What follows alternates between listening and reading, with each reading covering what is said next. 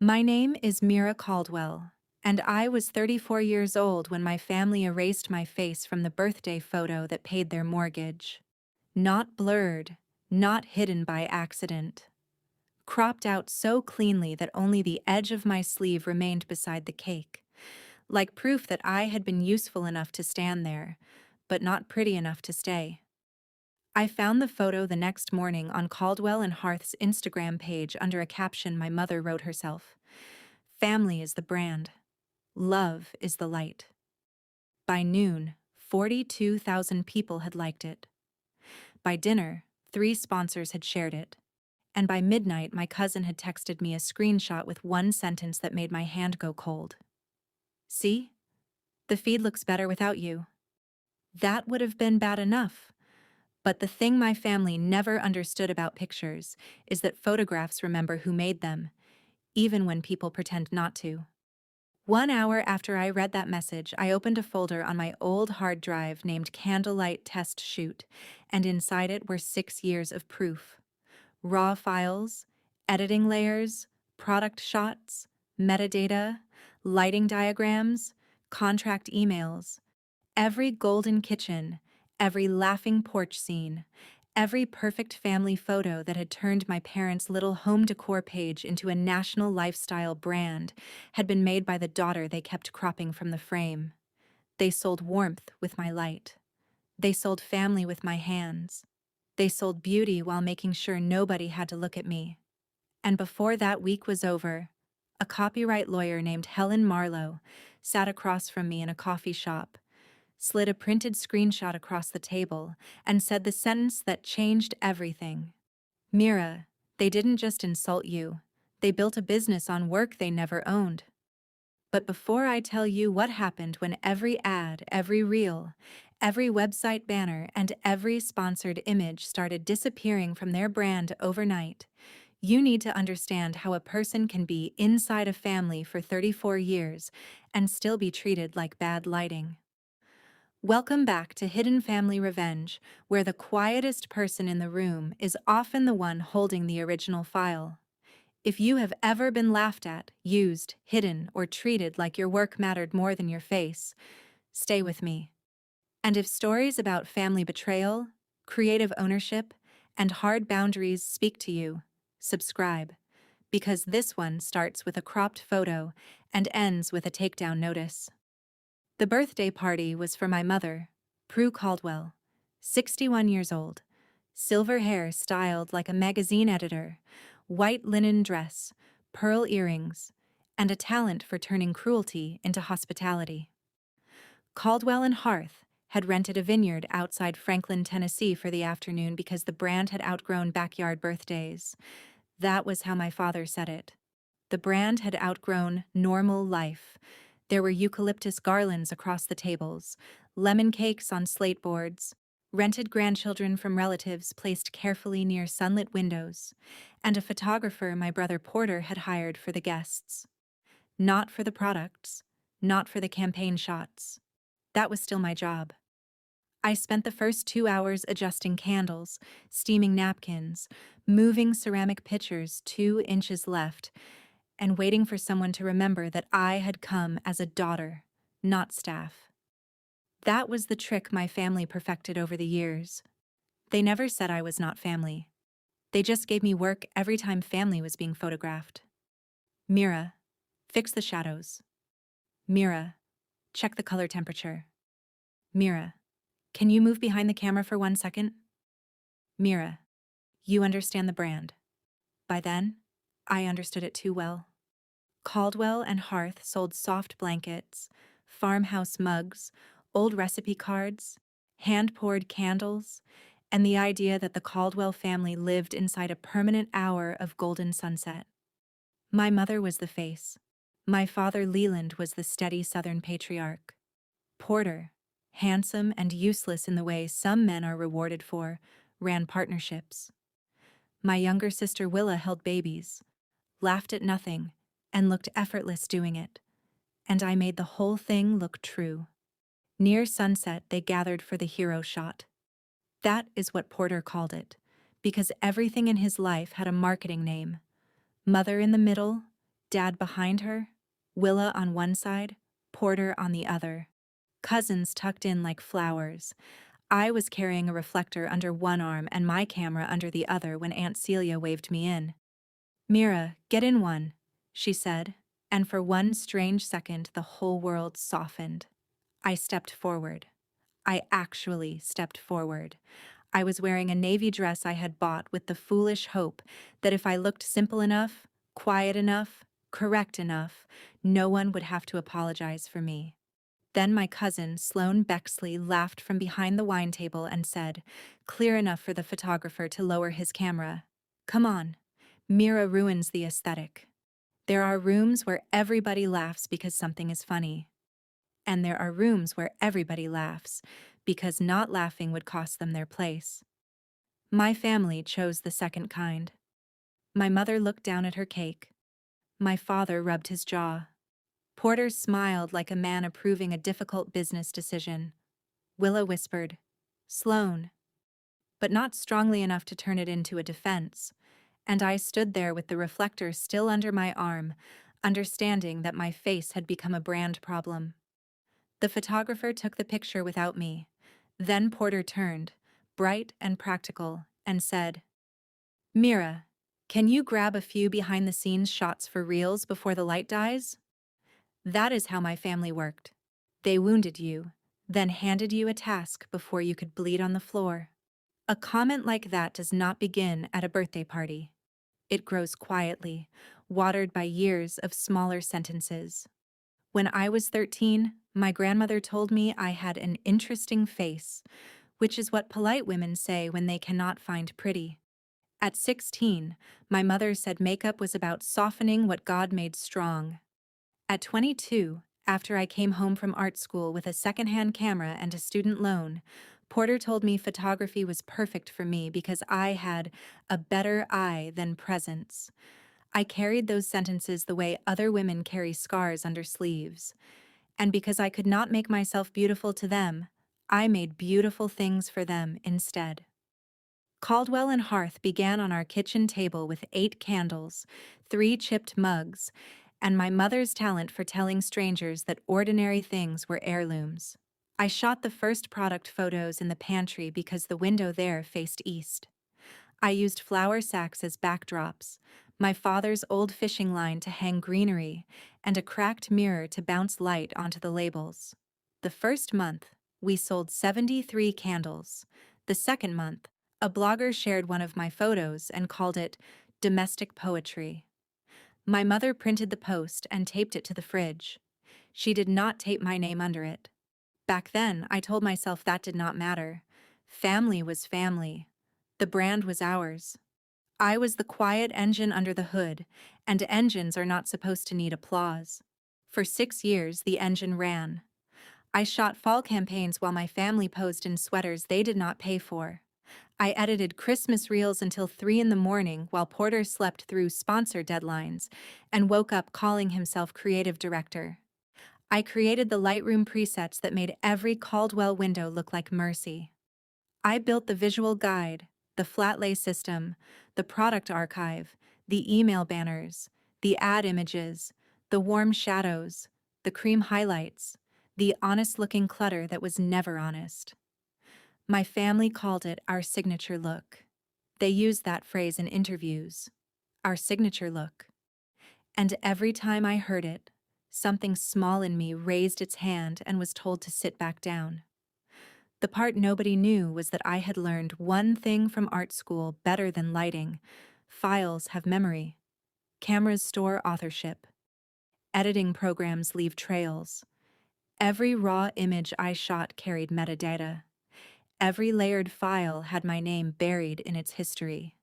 Every email from Porter saying, "Send me the final edits by noon," was still in my archive because I was the kind of woman who kept receipts, even when I did not yet have the courage to read them. And 3 years before the birthday party, after a sponsor tried to reuse my images on packaging without asking, I had quietly registered a bulk collection of my photographs with the Copyright Office. I did not do it to hurt my family. I did it because some tired part of me wanted one place in the world where my name could not be cropped out. After the party, I drove home with cake I had not eaten and humiliation sitting beside me like another passenger. By morning, the official photo was everywhere. The family around the table, my mother glowing. The cake lit perfectly because I had moved it there. My navy sleeve cut clean from the left edge. Then came the caption, "Family is the brand. Love is the light." I stared at that sentence until it changed shape. Family is the brand. Love is the light. What was I then? The extension cord? The ladder? The ugly lamp nobody shows but everyone uses? If you are listening to this and you have ever been the useful one, the one behind the camera, the one asked to help and then hidden when credit came, tell me in the comments how long it took you to realize being needed is not the same as being loved. The first thing I did was nothing. That matters. Revenge stories make it sound like dignity arrives with a soundtrack. Mine arrived in sweatpants with cold coffee and a shaking hand. I opened the company website and counted. Homepage banner. Mine. Product category images. Mine. Holiday lookbook. Mine. Brand story page. Mine. Except for the one family photo where I had been replaced by a vase. Instagram grid. Mine for 6 years. Pinterest ads. Mine. Email pop-ups. Mine. Sponsored campaign for Bramble and Cody's. Mine. National ad for their Hearthline candle set. Mine. The more I counted, the less angry I became.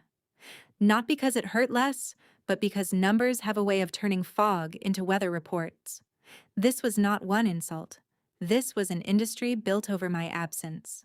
Helen Marlowe was not the kind of lawyer my family imagined women like me had access to. She did not wear black. She wore green reading glasses and carried a canvas bag with a broken zipper. I found her through an artist group I had joined years earlier and never posted in. She ordered tea, opened my hard drive, and spent 20 minutes saying almost nothing. That is how I knew it was bad. Lawyers talk when facts are weak. When facts are strong, they get very quiet. Finally, she looked at me and asked, "Were you an employee?" I said no. "Did you sign a work-for-hire agreement?" No. "Did you license these images to the company in writing?" No. "Did they credit you anywhere?" I laughed because my body did not know what else to do. Helen nodded once. "Then they have a brand problem. We did not start with the nuclear option. That is important too." I wrote my family an email. Not emotional, not dramatic, just a clean request. I asked them to credit my work properly, sign a licensing agreement for future use, pay a fair retroactive fee for commercial campaigns, and remove the birthday caption. I gave them 7 days. I remember pressing send and feeling almost embarrassed by how reasonable I was. That old disease again. Even with proof in my hand, I still wanted to leave them a bridge wide enough to drive their pride across. Porter answered in 11 minutes. His reply was one line.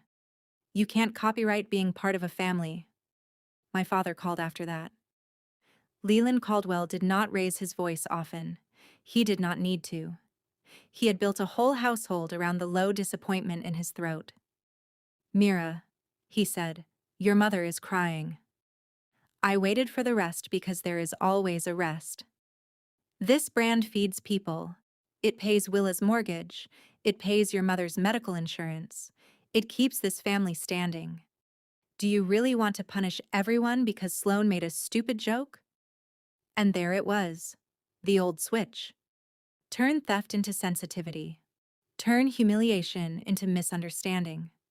Turn my boundary into a threat against the family. I asked him if he had read the licensing terms I sent. He sighed like I had asked him to carry a sofa uphill. "You were always better behind the camera," he said. "Don't make yourself look bitter by stepping in front of it now." That sentence did something different to me. It did not break my heart. It organized it. I wrote it down, dated it, and sent Helen the email chain. She responded with 4 words. "Then we do this."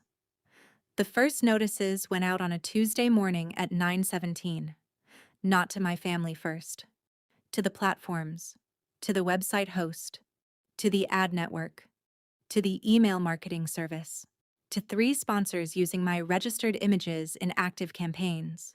Copyright law is not romantic. It does not care whether your mother cried. It asks a colder question. Who owns the work? And for the first time in my life, the answer was not Caldwell and Hearth. It was me. The takedowns began like lights going out in a house during a storm. First, the homepage banner vanished, replaced by a gray error box where my mother's perfect kitchen used to be. Then Instagram muted 2 reels. Then the holiday lookbook links failed. Then a sponsored ad disappeared from Facebook halfway through a paid campaign. By noon, Porter was posting from the brand account about a technical issue. By 2, Bramble and Company paused their collaboration. By 4, the website host requested documentation proving Caldwell and Hearth had rights to the disputed images. And by 6, my mother texted me for the first time since the birthday party. Just 3 words. What did you do? I did not answer. Not because I was cruel, because I had spent 34 years answering every question as if my speed could prove my worth. That night, I cooked soup, turned off my phone, and slept badly, but honestly. The next morning, the brand page looked like a mouth missing teeth. Blank spaces everywhere. Product pages without products. Blog posts without photos. Ads disabled. Pinterest boards flagged. Sponsors asking questions in comment sections before the comments got turned off. Caldwell and Hearth had always looked effortless, because I had spent years making effort invisible. Once my work disappeared, the whole illusion stood there naked under fluorescent light. Then came the family meeting. They did not invite me to my mother's birthday photo, but they invited me to the emergency. Porter sent the calendar link. Subject line: brand resolution discussion. Not family. Brand. I almost admired the honesty. We met in their office, which used to be our garage before money turned it into exposed beams and linen curtains. My mother sat at the long table with red eyes and perfect lipstick. My father stood by the window. Porter had 3 folders in front of him, which meant he planned to perform competence. Willa sat at the end, pale and quiet. Sloan was there too, because people who start fires often enjoy watching smoke. Porter opened with numbers: lost ad spend, paused sponsor payments, website conversion drop, estimated damages. He said damages like I was a storm and not the person whose work had been taken. Then he slid a paper toward me. A family settlement, he called it. I would withdraw the copyright claims, grant Caldwell and Hearth full use of all existing images, and agree not to make public statements. In exchange, they would add my name to a small contributor page on the website and give me a creative family bonus of $5,000. $5,000 for 6 years of images that had sold candles in all 50 states. $5,000 and a digital closet to stand in. I looked at the paper, then at him. You cropped me out of the picture, I said, so I removed the picture. The room went still in a way I will remember longer than I should. My mother whispered my name like I had dropped a plate in church. My father's face hardened. Porter laughed once, the same short laugh men use when math has failed them and volume is all they have left. You are going to destroy this family because you didn't feel pretty in a photo? He said. That was the moment Willa looked up. Not when they insulted me, not when the ads disappeared. Then, because even Willa, soft Willa, understood the cruelty of reducing 6 years of labor to one wounded feeling. I opened my bag and took out a printed sheet Helen had prepared. 48 registered image collections, 912 edited commercial files, 306 active or recent marketing uses. My name on every registration, my authorship in every file. No, I said, I'm stopping this family from destroying me and calling it branding. Here is the thing about public humiliation. People think the revenge is making the people who hurt you feel the same pain. It is not. The real revenge is making the truth too organized to deny. Helen filed the formal demand 2 days later. Retroactive licensing fees, removal of unlicensed images, accounting for revenue tied to campaigns built on my work, public correction on the brand website and social channels. Porter called it extortion. Helen called it Tuesday. Sponsors called it risk. And risk in business is just shame with a calculator. For 1 week, my family tried to replace me. That was the funniest sad thing I have ever watched. Porter hired a young photographer named Calvin Rusk on a rush contract and gave him my old visual guide without my name on it. Calvin called me the next day. He was 26, polite, and smart enough to know stolen homework when it landed in his inbox. "Ms. Caldwell," he said, "did you write a document called the Hearth Light System?" I closed my eyes. Of course they had sent him that too. The lighting guide. The one I built over years. Page by page, window by window, candle by candle. "Yes," I said. He was quiet for a second. "Then I think you should know they removed your name from the footer." Another file. Another proof. Another nail nobody meant to hand me. By then the story had started traveling. Not because I posted. I still had not written a single public word. It traveled because blank ads make noise. Because sponsors ask questions. Because photographers talk. Because someone in Porter's office leaked a screenshot of the internal message where he wrote, "Keep Mira out of all visuals going forward. Her look dilutes the premium family angle." I read that line in Helen's office, and for a moment I was 13 again, standing under bathroom light while my mother explained softening. "Her look dilutes the premium family angle." Helen asked if I needed a minute. I said no, but my voice came from very far away. The internet did what the internet does. Some people were kind. Some people were hungry. Some people turned my pain into a slogan before I had even swallowed it. Caldwell and Hearth posted a statement about a private family disagreement being exploited through legal channels. My mother signed it. That hurt more than Porter's sentence. Not because I expected better, but because some child in me still kept a chair empty for it. Then Sloane, who apparently had learned nothing from the first fire, commented from her personal account. "Some people want credit for holding a camera near prettier people." The comment stayed up for 12 minutes. Long enough. That was the day I finally spoke. Not in a rant. Not in tears. I posted one image on my own account. A split screen. On the left, the birthday photo with my sleeve cropped at the edge. On the right, the raw file data from one of Caldwell and Hearth's biggest campaigns, showing my name, my camera, my date, my copyright registration. The caption was 6 sentences. I wrote that I had created the photography behind Caldwell and Hearth for years without credit or contract. I wrote that I had asked privately for correction. I wrote that copyright is not revenge, it is ownership. I wrote that no family has the right to make someone invisible and then sell what they made. And at the end, I wrote the only line that mattered. You cropped me out of the picture, so I removed the picture. If you are still here, subscribe, because this is the part where people think justice suddenly feels clean. It does not. Justice feels like standing in a room full of broken glass and being grateful the window is finally open.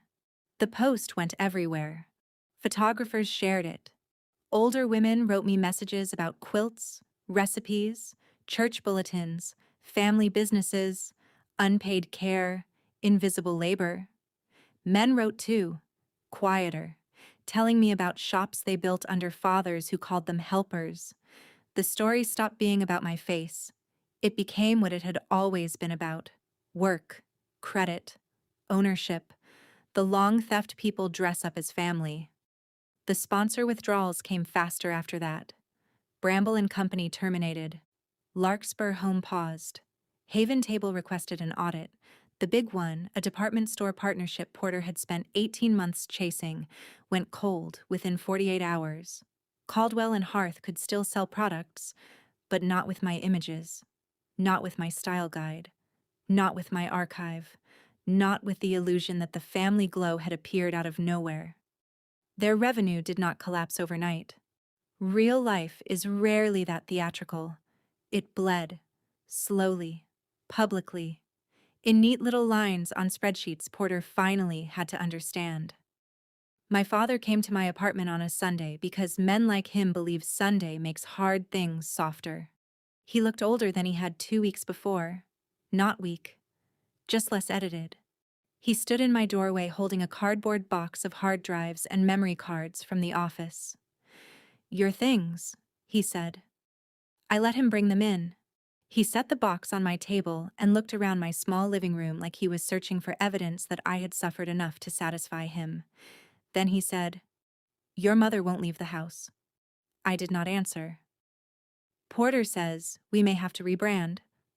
Still, I did not answer. Finally, the real sentence came. "What do you want from us, Mira?" I had imagined that question for years. In my imagination, I had speeches. In real life, I had tired bones and tea going cold on the counter. "I wanted you to stop being ashamed of me," I said. My father looked away, and in that small movement I got the answer he had never been brave enough to say out loud. He was ashamed. Maybe not every day. Maybe not in a villain way, but enough. Enough to let me stand behind the camera. Enough to let Porter cut me from campaigns. Enough to hear Sloan call me ugly with better vocabulary and decide silence was cheaper than defense. He rubbed his hand over his mouth and said, "The brand needed a certain look." There it was. Not an apology. An autopsy. The final negotiation happened in a conference room downtown with a glass wall and no warmth at all. Their side, Porter, my father, my mother, and a business attorney with a silver watch. My side, Helen, me, and a folder thick enough to have its own weather. Willa came too, not on either side, she said, which was the first honest thing anyone in my family had said all month. Caldwell and Harth offered money first. More than $5,000 this time. A number meant to quiet me, not pay me. Helen rejected it before I could soften. Then they offered a credit line. Then a private apology. Then a mutual statement. Every offer had the same shape. They wanted the pictures back without putting the truth in the frame. My counteroffer was simple. They would permanently stop using my unlicensed work. They would pay a retroactive licensing settlement on a schedule secured by the company's receivables. They would issue a public correction naming me as the original photographer and visual creator of the brand's foundational campaigns. They would delete the stolen style guide from their systems, and the family birthday post would come down. My mother flinched at that last one. Not the money, not the public correction, the photo, because that picture was the whole lie in one frame, the perfect family arranged around a missing daughter. "You're asking us to humiliate ourselves," Porter said. I looked at him for a long moment. "No," I said. "I'm asking you to stop using my humiliation as marketing." My mother cried then, quietly, beautifully, in the way she did everything. For once, it did not move me fast enough to save her. She said she never meant for it to go this far. I believed her. That is the difficult part. Most harm in families is not planned like a robbery. It is practiced like a habit. One person steps back. Everyone gets used to the space. One person works for free. Everyone calls it love. One person disappears from the photo. Everyone says the picture looks balanced. My mother did not invent the cruelty alone. She just decorated it. They signed before sunset. Not because they were sorry, because sponsors were waiting, lawyers were counting, and the internet had learned how to zoom. The public correction went up the next morning. For 6 years, much of Caldwell and Harth's original photography and visual direction was created by Mira Caldwell. We regret not properly crediting or licensing her work. It was stiff, legal, bloodless, and still the most honest thing the brand had ever posted. The birthday photo came down. The website stayed half empty for months. Porter stopped calling himself creative director in interviews. My mother stopped using the phrase, family is the brand. My father mailed the first settlement check with no note. From him, that was almost poetry.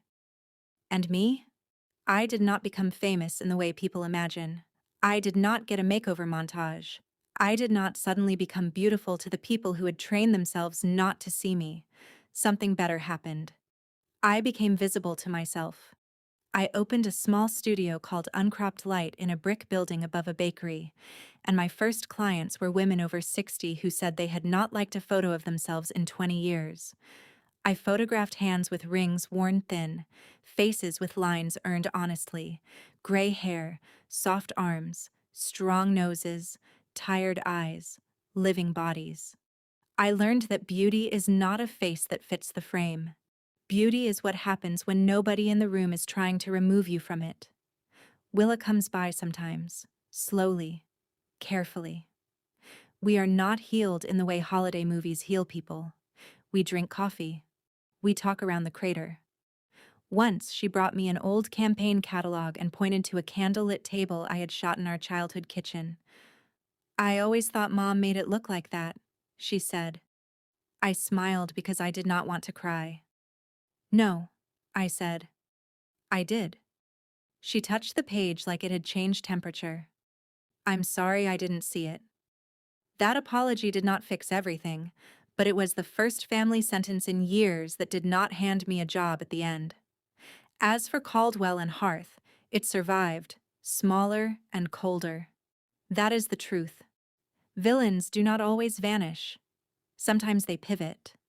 Sometimes they hire new photographers and call the new look cleaner. Sometimes relatives still whisper that I took things too far. Sloane tells people I ruined a family business because I was insecure. Maybe she believes it. People like her often mistake cruelty for clarity, but the check's clear. The correction remains archived. The stolen files are gone. And every time someone searches the brand's old campaigns, my name sits where they never wanted it. Attached. Here is what I know now that I did not know when I stood beside that birthday cake with a reflector under my arm. Being useful is not the same as being valued. Being needed is not the same as being loved. And if people only want you behind the camera, make sure you own the negative. My family thought cropping me out would make their picture perfect. They forgot that I was the one who took the picture. They forgot that light has a source. And they forgot that a woman who has spent years making everyone else look good has usually learned exactly where the shadows are. That is my story. A birthday photo. A stolen brand. A hard drive full of proof. A family that sold my work while hiding my face. I did not take their brand down because they called me ugly. I took it down because they used that ugliness as an excuse to steal the beautiful things I made. If you have ever been edited out of a story you helped build, tell me in the comments. I read every single one. And subscribe to Hidden Family Revenge, because next week's story is about a daughter they left out of the will until the will left everything out of them.